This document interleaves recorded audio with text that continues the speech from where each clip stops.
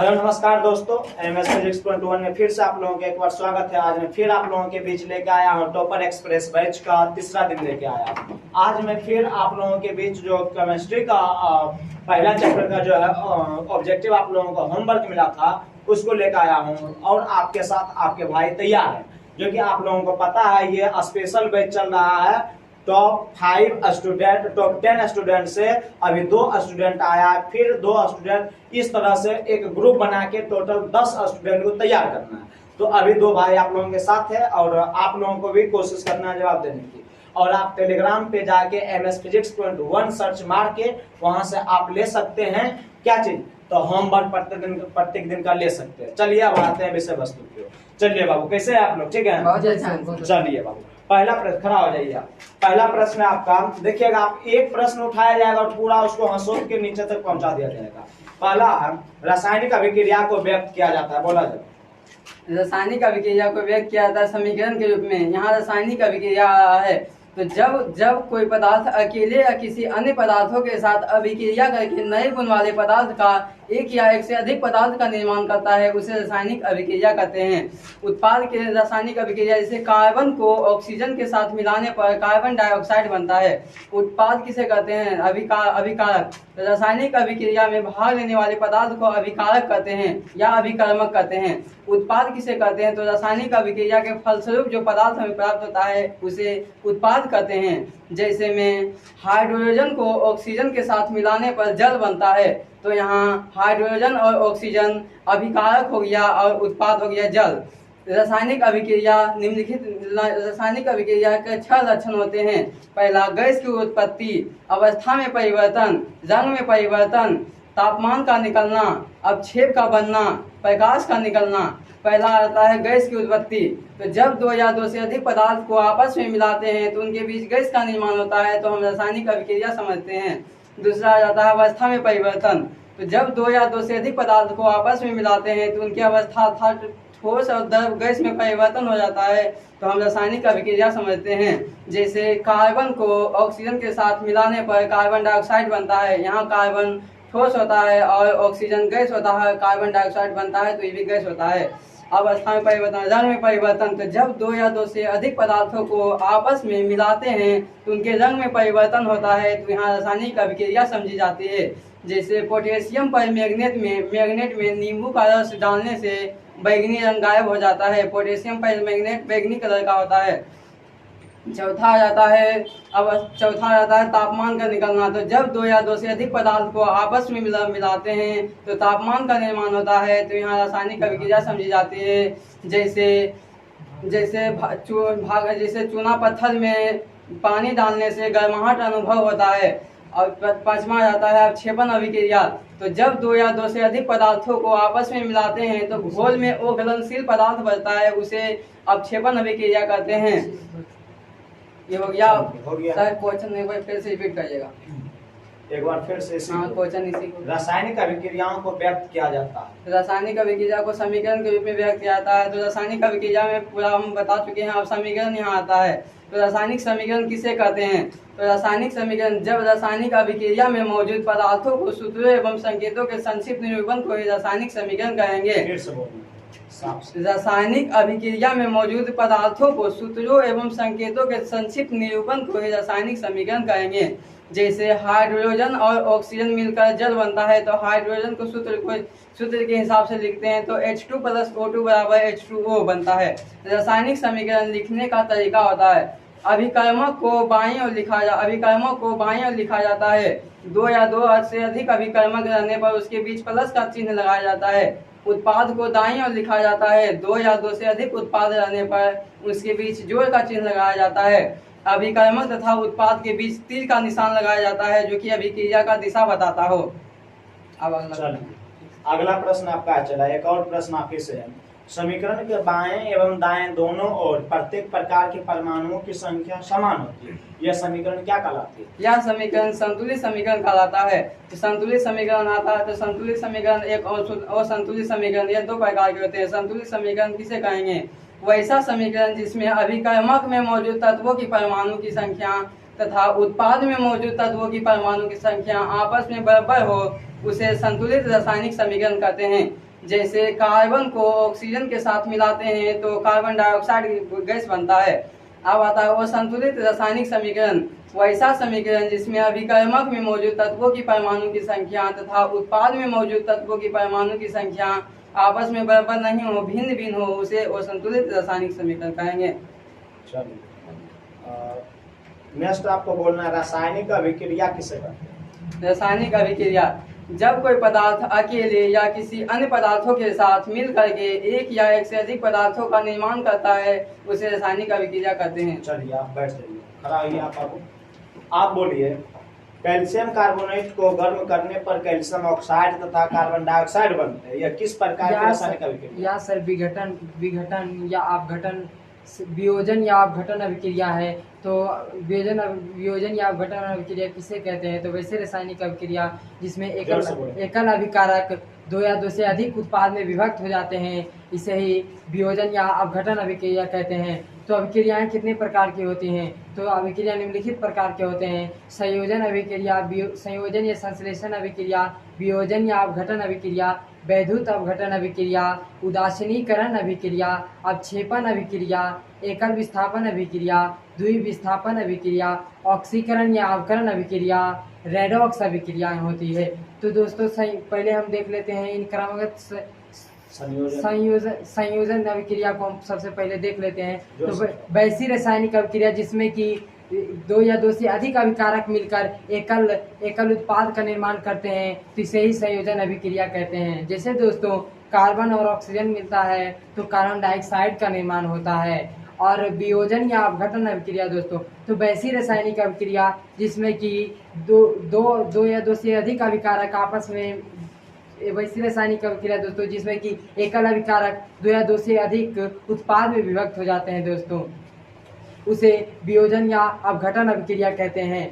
और एकल विस्थापन अभिक्रिया, तो वैसी रासायनिक अभिक्रिया जिसमें दोस्तों अधिक क्रियाशील तत्व कम क्रियाशील तत्व को उसके यौगिक से विस्थापित कर देता है दोस्तों, तो इसे कहते हैं एकल विस्थापन अभिक्रिया। द्विविस्थापन अभिक्रिया दोस्तों, तो वैसी रासायनिक अभिक्रिया जिसमें कि अभिकारकों के बीच आयनों का आदान प्रदान होता है, उसे ही द्विविस्थापन अभिक्रिया कहते हैं। और उदासीनीकरण अभिक्रिया दोस्तों, तो वैसी रासायनिक अभिक्रिया जिसमें कि प्रबल अम्ल प्रबल क्षार के साथ अभिक्रिया करके जल तथा लवण का निर्माण करता है दोस्तों, इसे ही उदासीनीकरण अभिक्रिया कहते हैं। और अवक्षेपण अभिक्रिया, तो वैसी रासायनिक अभिक्रिया दोस्तों जिसमें कि ठोस उत्पाद जो होता है विलयन से ठोस के रूप में अलग होता है, उसे अवक्षेपण अभिक्रिया कहते हैं दोस्तों। ऑक्सीकरण या अवकरण अभिक्रिया दोस्तों, तो ऑक्सीकरण अभिक्रिया वैसी रासायनिक अभिक्रिया जिसमें ऑक्सीजन का किसी अन्य तत्वों के साथ संयोजन होता है या हाइड्रोजन का ह्रास या निष्कासन होता है, उसे ही ऑक्सीकरण अभिक्रिया कहते हैं दोस्तों। अवकरण अभिक्रिया वैसी रासायनिक अभिक्रिया दोस्तों जिसमें हाइड्रोजन का किसी अन्य तत्वों के साथ संयोजन या ऑक्सीजन का किसी अन्य तत्व के साथ निष्कासन होता है दोस्तों, उसे ही अवकरण अभिक्रिया कहते हैं दोस्तों। अब इसमें आता है अवकारक एवं ऑक्सीकारक पदार्थ दोस्तों। तो अवकारक पदार्थ किसे कहते हैं दोस्तों? वे पदार्थ जिसमें कि ऑक्सीजन किसी अन्य पदार्थ के साथ जुड़ता है या संयोग कहता है, उसे अवकारक पदार्थ कहते हैं दोस्तों। ऑक्सीकारक पदार्थ किसे कहते हैं दोस्तों? तो वे पदार्थ जिसमें कि ऑक्सीजन का निष्कासन या हाइड्रोजन का संयोजन होता है दोस्तों, उसे ऑक्सीकृत पदार्थ कहते हैं दोस्तों। तो यहाँ हम देख लेते हैं दोस्तों कि ऑक्सीकरण के कारण हम भोजन को खराब होने से बचाते हैं दोस्तों, ऑक्सीकारक के पदार्थों का मदद से। जैसे दोस्तों N2 का प्रयोग करके दोस्तों विटामिन सी विटामिन ई का प्रयोग करके और रेफ्रिजरेटर में भी रख करके हम भोजन को खराब होने से बचाते हैं, सिरका डालकर उसको खराब होने से बचाते हैं दोस्तों। और हम यहाँ देखते हैं ऑक्सीकरण, यहाँ भोजन का ऑक्सीकरण का बहुत महत्वपूर्ण होता है दोस्तों भोजन को खराब होने में। जब भोजन को हम खुले रख देते हैं दोस्तों, तो भोजन का ऑक्सीजन के साथ अभिक्रिया कर लेता है, ज़्यादा वसा वाले भोजन ऑक्सीजन के साथ अभिक्रिया कर लेता है, जिसके कारण क्या होता है, वह भोजन दुर्गंधित एवं खराब हो जाता है दोस्तों। और जो ऑक्सीकरण अभिक्रिया जो हमारे शरीर के अंदर भी होता है, जिसके कारण हमें ऊष्मा एवं ऊर्जा प्राप्त होता है दोस्तों। चलिए अगला प्रश्न। रेडॉक्स एक और अभिक्रिया बच गया दोस्तों सर, रेडॉक्स अभिक्रिया दोस्तों जिसमें ऑक्सीकरण तथा अपकरण दोनों की घटनाएं होती है दोस्तों, उसे रेडॉक्स अभिक्रिया कहते हैं। चलिए, प्रकाश संश्लेषण अभिक्रिया। प्रकाश संश्लेषण अभिक्रिया वैसी रासायनिक अभिक्रिया जिसमें जो कि प्रकाश की उपस्थिति में होता है दोस्तों, उसे प्रकाश संश्लेषण रासायनिक अभिक्रिया कहते हैं। चलिए, प्रकाश रासायनिक अभिक्रिया हो गया। अगला प्रश्न आप फिर से एक और कहता है, क्लोरोफिल और सूर्य प्रकाश की उपस्थिति में पौधे वायु से कार्बन डाइऑक्साइड एवं पृथ्वी से जल ग्रहण करके अपना भोजन तैयार करते हैं। यह किस प्रकार की यहाँ अभिक्रिया सर है? एक प्रकार का प्रकाश संश्लेषण अभिक्रिया है, क्योंकि सर जो प्रकाश की उपस्थिति में पौधे जड़ों से खनिज लवण एवं जल प्राप्त करके वायु से कार्बन डाइऑक्साइड प्राप्त करके दोस्तों उससे प्रकाश की उपस्थिति, सूर्य की प्रकाश की उपस्थिति में, क्लोरोफिल की उपस्थिति में भोजन को बनाता है दोस्तों। तो इसे ही प्रकाश रासायनिक अभिक्रिया कहते हैं दोस्तों। अच्छा, प्रकाश रासायनिक अभिक्रिया हो गया, विभिन्न प्रकार के रासायनिक अभिक्रिया हो गया। हम कैसे समझेंगे कि ये रासायनिक अभिक्रिया हुआ है? सर रासायनिक अभिक्रिया होते हैं तो उनके कुछ लक्षण होते हैं, जैसे कि रंग में परिवर्तन हो जाना, अपक्षेप का बनना, गैस का निकलना, तापमान में परिवर्तन, प्रकाश का निकलना दोस्तों। इन्होंने पहले इस गुण को जो लक्षण को समझा दिया दोस्तों, इसलिए इनको रिपीट नहीं। चलिए, कोई बात नहीं। अगला बढ़ जाइए आप। अगला प्रश्न बाबू खड़ा हुआ। सिल्वर नाइट्रेट के जलीय विलयन में सोडियम क्लोराइड का जलीय विलयन डालने पर अविलय सिल्वर क्लोराइड विलयन से पृथक हो जाता है। इस अभिक्रिया को क्या कहते हैं? यह अभिक्रिया अवक्षेपण अभिक्रिया होता है। इसमें क्या होता है तो जब वैसी रासायनिक अभिक्रिया जिसमें प्रतिफल के रूप में ठोस प्राप्त होता है, इसे अवक्षेपण अभिक्रिया कहते हैं। जैसे सिल्वर नाइट्रेट को सोडियम क्लोराइड मिलाने पर इसमें सिल्वर क्लोराइड अलग हो जाता है जलीय विलयन से। चलिए, अगला प्रश्न इसमें आता है, उदासीनीकरण अभिक्रिया किसे कहते हैं? क्या सर? उदासीनीकरण अभिक्रिया वैसी रासायनिक अभिक्रिया जिसमें परवल अम्ल परवल क्षार के साथ मिल करके एक दूसरे के प्रभाव को नष्ट कर देता है, इसे उदासीनीकरण अभिक्रिया कहते हैं। अपघटन अभिक्रिया। अपघटन अभिक्रिया वैसी रासायनिक अभिक्रिया जिसमें एक अभिकारक टूटकर छोटे छोटे उत्पाद का निर्माण करता है, इसे अपघटन अभिक्रिया कहते हैं। ऊष्माक्षेपी। जिन रासायनिक अभिक्रिया को संपन्न होने में ऊष्मा उत्पन्न होता है, उसे ऊष्माक्षेपी अभिक्रिया कहते हैं। चलिए, अगला प्रश्न आप से है, सोडियम हाइड्रोक्साइड और हाइड्रोक्लोरिक अम्ल के बीच अभिक्रिया होने पर सोडियम क्लोराइड एवं जल बनते हैं। यह अभिक्रिया कहलाती है। यह अभिक्रिया कहलाती है उदासीनीकरण अभिक्रिया। उदासीनीकरण अभिक्रिया। उदासीनीकरण अभिक्रिया तभी आप बोल देंगे। चलिए, चलिए अगला आप बोलिए, निम्नलिखित में कौन सा ऑक्सीकारक है? H2CO, H2S, O2। ऑक्सीकारक O2 होगा, क्योंकि वही ऑक्सीकारक जिन पदार्थों में ऑक्सीजन की कमी तथा हाइड्रोजन की वृद्धि होता है, इसे ऑक्सीकारक कहते हैं। जैसे O2, O3, H2O, F2Cl2, Br2, I2, H2SO4, KMnO4 इत्यादि। इसी में आता है अवकारक, वैसा पदार्थ जिसमें ऑक्सीजन जुटता है तथा हाइड्रोजन घटता है, इसे अवकारक कहते हैं। जैसे ऑक्सीजन जुटता है, हाँ, तथा हाइड्रोजन कमता है, घटता है, इसे अवकारक कहते हैं। जैसे H2, H2S, CO, SO2 इत्यादि। ये सब हो जाएगा अवकारक हो जाएगा। भोजन, शरीर में भोजन का पचना किस प्रकार की अभिक्रिया? ये ऑक्सीकरण अभिक्रिया है। भोजन का पचना, हमारे शरीर में ऑक्सीकरण की अभिक्रिया होती है, जिससे हमारे शरीर में ऊष्मा एवं कार्य करने के लिए ऊर्जा प्राप्त होता है। जैसे ग्लूकोज हमारे शरीर में मौजूद रहता है, इसमें ऑक्सीजन से जब अभिक्रिया करता है, जब हम ऑक्सीजन लेते हैं तो इसमें अभिक्रिया होता है, तो हमें कार्बन डाइऑक्साइड तथा जल तथा ऊष्मा ऊर्जा का निर्माण करता है, जिसमें हमारे शरीर के लिए जल तथा ऊर्जा आवश्यक है। इसमें कार्बन डाइऑक्साइड आवश्यक नहीं होता है, इसे श्वास के द्वारा बाहर निकाल दिया जाता है। और आता है भोजन का दुर्गंधित होना, ये भी ऑक्सीकरण अभिक्रिया है। जब वसायुक्त एवं तेलीय खाद्य पदार्थों को खुले वायु में रख देने से इसमें ऑक्सीजन द्वारा ऑक्सीकरण हो जाता है। इसमें इस भोजन में गंध एवं दुर्गंध हो जाता है, इसी को दुर्गंधित भोजन कहते हैं। इसे रोकने का उपाय तो प्रति ऑक्सीकारक पदार्थों का प्रयोग करके, जैसे N2, vitamin C, vitamin E सिरका में रखकर, रेफ्रिजरेटर में रखकर, वायुयुक्त बर्तनों में रख के। बढ़ जाइए आप, बाबू। निम्नलिखित में से कौन सा पदार्थ बिना ज्वाला के जलता है? सर बिना ज्वाला का जो जलता है पदार्थ सर, वो है कोयला सर। कोयला जो है। अब बताना आपको कि ज्वाला किसे कहते हैं? ज्वाला क्या होता है सर? जब कोई गैसीय पदार्थ जलता है, जिस अवस्था में जलता है उसे ही ज्वाला कहते हैं सर। ज्वाला दो प्रकार के होते हैं सर।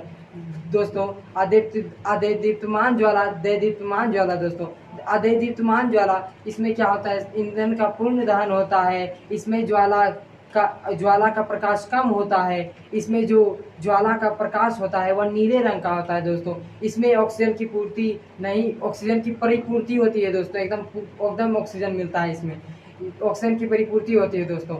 और इसमें इसमें दहन की प्रक्रिया समाप्त होती है दोस्तों। अदेदीप्यमान ज्वाला, इसमें क्या होता है दोस्तों, ईंधन का पूर्ण दहन नहीं होता है दोस्तों। इसमें जो प्रकाश होता है अधिक फैलता है दोस्तों। इसमें इस ज्वाला का क्या होता है दोस्तों, ज्वाला का रंग पीला रंग का होता है दोस्तों। इसमें ऑक्सीजन की आपूर्ति होती है दोस्तों, इसमें ऑक्सीजन नहीं मिल पाता है, जिसके कारण यह अधिक फैलता है दोस्तों। और यह सब गर्म ज्वाला होता है दोस्तों, अधिक गर्म ज्वाला होता है। अच्छा, तो आगे बोलना है, मोमबत्ती का नाम सुने हैं? Yes sir. मोमबत्ती से आप क्या समझते हैं? यस सर, मोमबत्ती एक हाइड्रोकार्बन है जो हाइड्रोजन तथा कार्बन के संयोजन से बना होता है। यह जलने पर हाइड्रोजन तथा कार्बन हमें प्रदान करता है, अच्छा, जो कि ज्वाला के रूप में दिखता है। यह जलता है कितने भाग? मोमबत्ती के ज्वाला के 3 क्षेत्र होते हैं दोस्तों। तीन क्षेत्र होते हैं, आंतरिक क्षेत्र, मध्य क्षेत्र, बाह्य क्षेत्र। मोमबत्ती के सबसे निचली, जो कि मोम से सटी होती है, वह क्षेत्र सबसे निचली आंतरिक क्षेत्र कहलाता है दोस्तों। यह क्षेत्र में काला वलय दिखाई देता है या काले रंग का दिखाई देता है दोस्तों, क्योंकि इसमें जो कि होता है, इसमें हाइड्रोजन, इसमें कुछ कण बच जाते हैं दोस्तों, जिसके कारण यह काले रंग का दिखाई देता है। और मध्य भाग जो है दोस्तों, या दोनों ज्वाला के सबसे ऊपरी ज्वाला क्षेत्र तथा सबसे निचली ज्वाला क्षेत्र के बीच का भाग होता है दोस्तों। यह ज्वाला अधिक प्रकाश फैलाता है दोस्तों। यह ज्वाला का जो क्षेत्र होता है अधिक गर्म होता है दोस्तों। और यह ज्वाला का जो क्षेत्र होता है वह पीले रंग का दिखाई देता है दोस्तों। और इसमें आंशिक दहन की प्रक्रिया होता है, यह देदीप्यमान क्षेत्र होता है दोस्तों।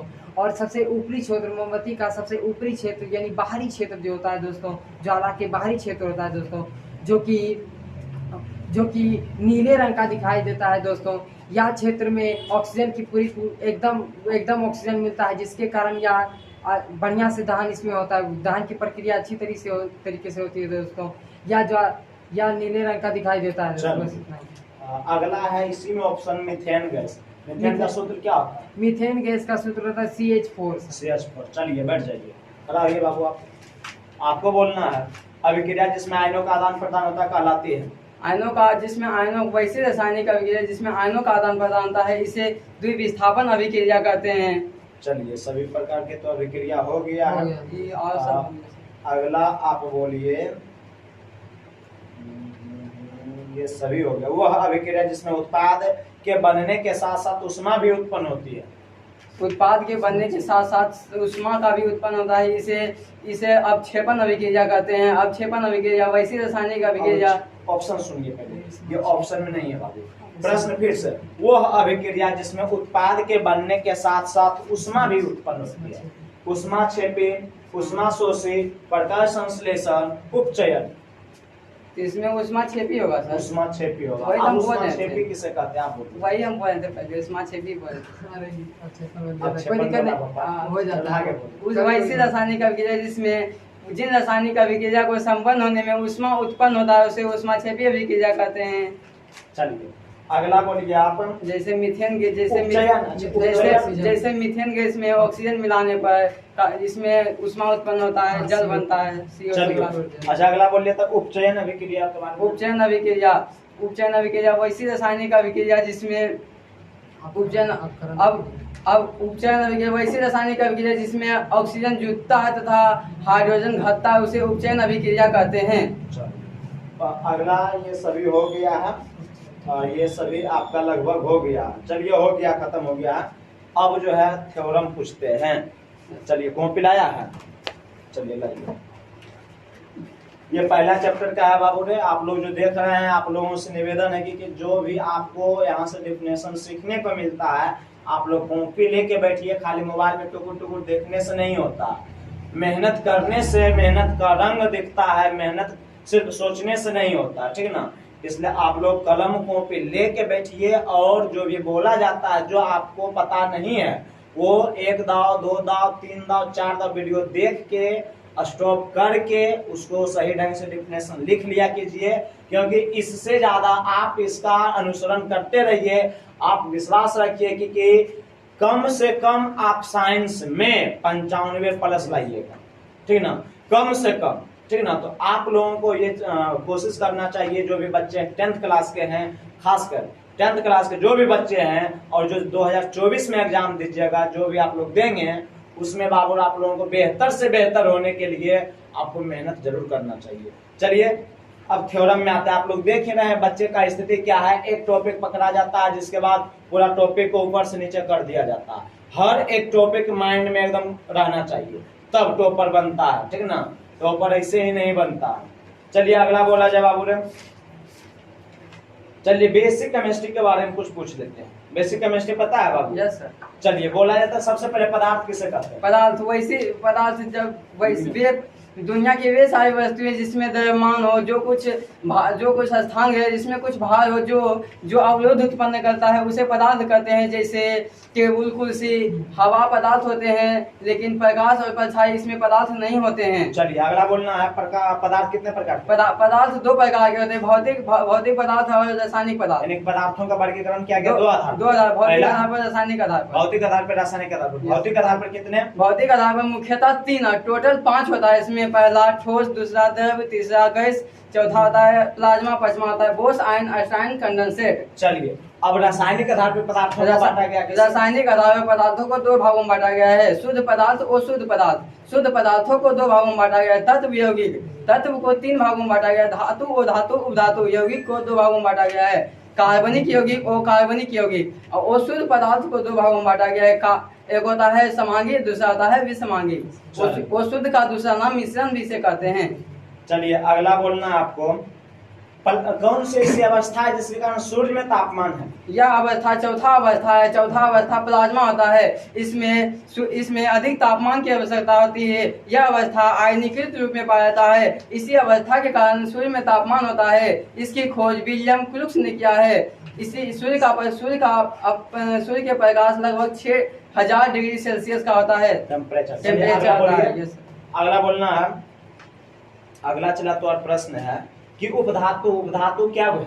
उपधातु 7 होते हैं। बोरॉन उपधातु पहले किसे कहते हैं? तो जिसमें धातु तथा अधातु दोनों का गुण पाया जाता है उसे उपधातु कहते हैं। उपधातु 7 होते हैं, boron, silicon, germanium, arsenic, antimony, tellurium, polonium.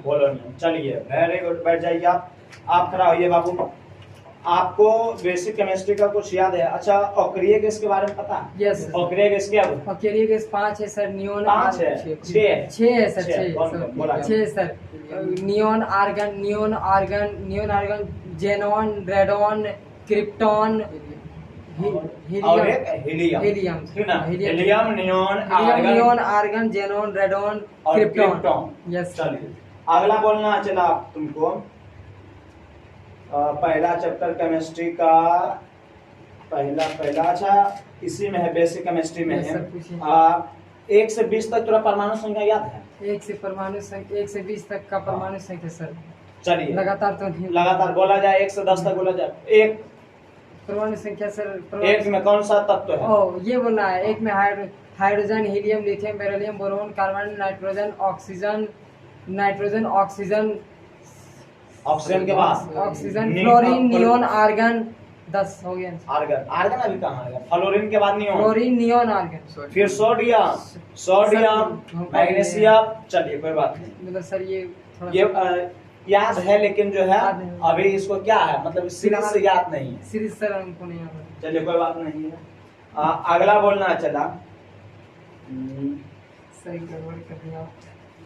अवक्षेपण अभिक्रिया। अवक्षेपण यानी कि अवक्षेपण अभिक्रिया वैसी रासायनिक अभिक्रिया जिसमें कि ठोस जो कि विलयन से अलग होता है, ठोस जो कि उत्पाद होता है विलयन से ठोस के रूप में अलग होता है। जैसे कि सिल्वर नाइट्रेट जब अभिक्रिया सोडियम क्लोराइड से करता है दोस्तों, तो अवक्षेप सिल्वर क्लोराइड तथा सोडियम नाइट्रेट का निर्माण करता है। यहाँ की अवक्षेप सिल्वर क्लोराइड है। चलिए अच्छा बोलिए, फोटोग्राफी में प्रयुक्त फिल्म पर क्या चीज प्रयोग किया जाता है? सर सिल्वर ब्रोमाइड का किया जाता है। सिल्वर ब्रोमाइड का सूत्र क्या होता है?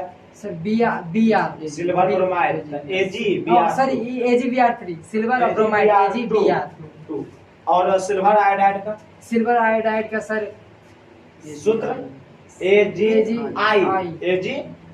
चलिए कोई बात नहीं है, ये आपका टॉपिक होता है समाप्त। आप बैठ जाइए। तो आप लोगों को ये कैसा लगा है आप लोग कमेंट करके थोड़ा बताइएगा। ये कि वीडियो हम लोग जो ये मुहिम चलाए हैं टॉपर एक्सप्रेस का, ये आप लोगों को कमेंट करके बताना है कि ये मेरा मुहिम कैसा है, ठीक ना। और आप लोगों का थोड़ा सा सपोर्ट चाहिए। यदि आप सपोर्ट करते हैं तो बच्चे कहीं ना कहीं भविष्य देश का बन सकता है, ठीक ना। तो और ये आप बच्चे को देख लीजिए, और जब रिजल्ट 2024 का आएगा तो फिर आपसे हम एक बार फिर से मिलेंगे लाइव में, और देखिएगा ये बच्चे क्या कमाल करते हैं। चलिए लाइक एंड सब्सक्राइब कर दीजिएगा दोस्तों।